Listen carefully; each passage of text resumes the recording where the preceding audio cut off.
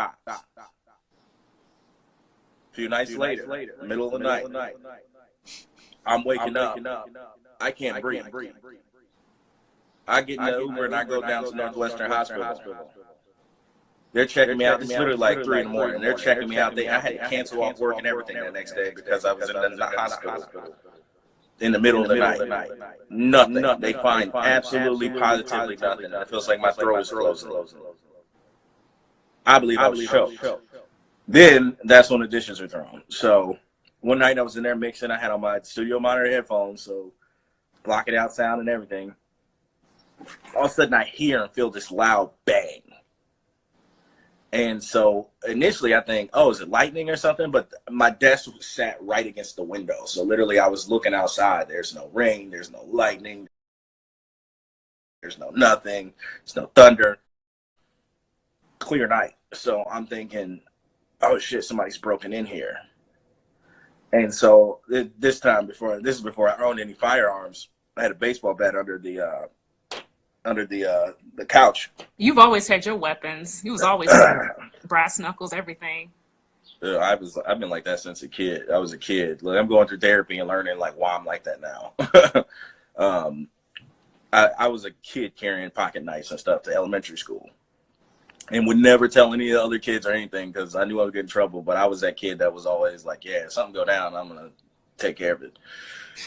But so I grabbed the bat and I'm like, all right, I can't jump out the window. I'm on the 4th floor. It's a high 4th floor.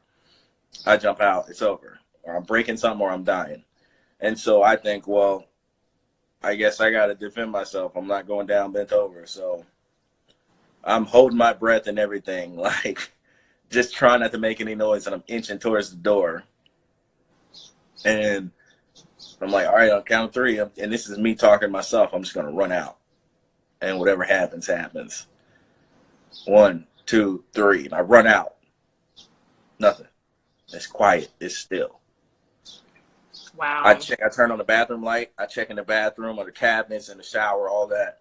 I check my closet, which is right across the bathroom. It's a walk in. I go through and check the bottom, check the top, check through the clothes, check everything. Nothing. Come to the living room. Still in as quiet as day. I check the door. Door's not open. It's locked. I'm looking around like, I turn on the light. I'm like, okay, there's nobody here. So the only place, and I check under the bed, I check all through the living room, nothing. So it's not really too much to check. So the only place to check is the kitchen. So I get up against the wall. So the kitchen's right here. There's a wall right here. My bed's right up against that wall. I get to this wall, and I got my back to it. Kitchen's right here. There's a window right here.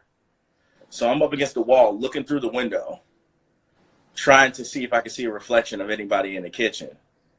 Because surely for how loud the noise was, this is an adult, this is, somebody I'm going to be able to see. I look through the reflection, I don't see anything in the kitchen. So I turn on the light and come around the corner. And when I look down, the dishes are on the ground. The dishes that were in, and anybody who knows me knows I'm pretty paranoid about like doors and stuff. Like literally you can see like I keep doors closed, like closed and locked, no matter where I'm at. If there's an entryway, just because like if somebody was to come in, I want a barrier. And it's weird. I'm like that with cabinets and stuff. I don't leave that stuff open, none of that.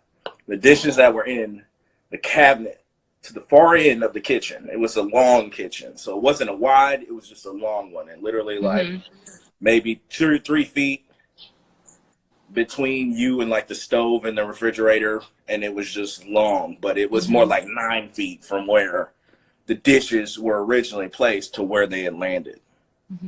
And they were in that cupboard and came out of the cupboard and were on the other side of the kitchen. And so at that point, I put that online, and I remember thinking, like, my mind just,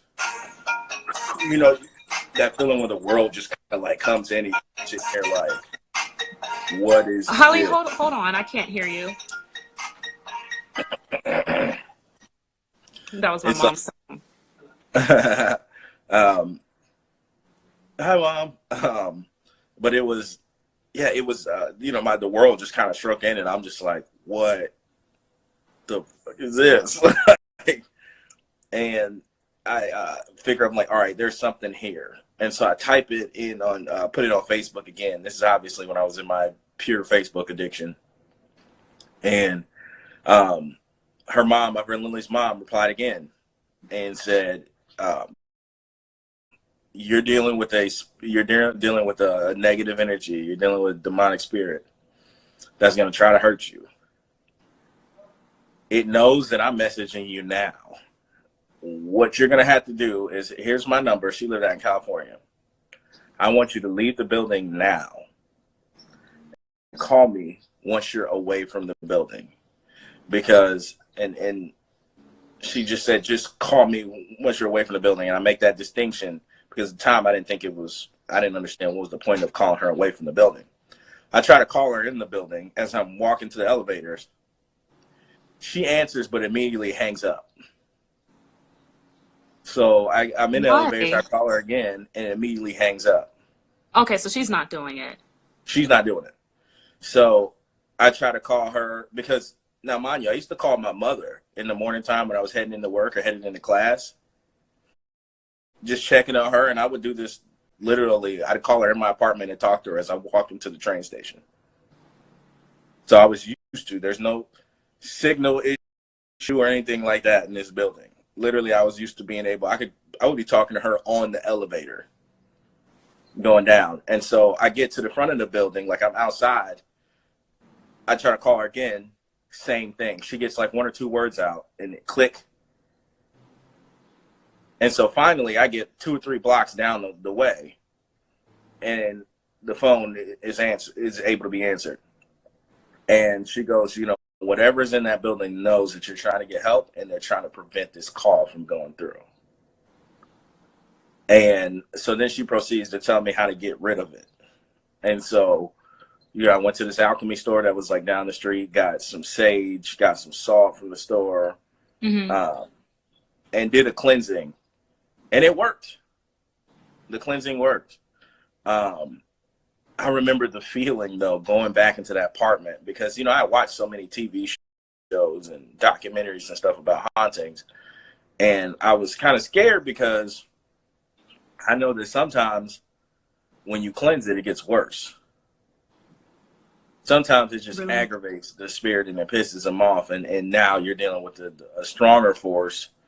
And now there's either it's stronger or there's more of them now. And so I was terrified. But at the same sense, I was like, all right, man, like I can't move. Money-wise, I can't move. So yeah, I'm going to have to fight this thing. Did you fight?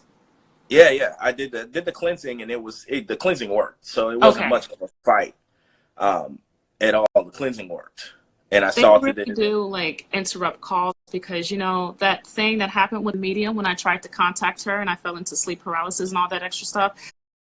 I contacted a medium right after that. There's this medium that I was hooked up with by my cousin. Currently lives in Atlanta, Georgia. I reached out to her and she was, getting started. She had the little meditation bowl and did the whole noise thing. And she was shuffling cards. And she said, while I'm doing this, I want you to be thinking while I am contacting your spirit guides. So I'm over here thinking about the situation that just happened to me. And I noticed that she's like, "So is your name Lauren?" And I said, "Yes." And she's like, "Hello? Hello?" And I'm talking, I'm like, "Yes, can you hear me? Hello, hello." And then she hung up. So I knew that like this entity was blocking the call. I don't think that the entity wanted this call to happen. So I felt like even my reading got interrupted. So it's just like everything that I'm doing is getting interrupted. Even the phone call is getting interrupted. The reading has gotten interrupted. Like I felt like after the reading, I felt like I didn't get my full satisfaction. I mean, she read a lot of things about me, but it was something that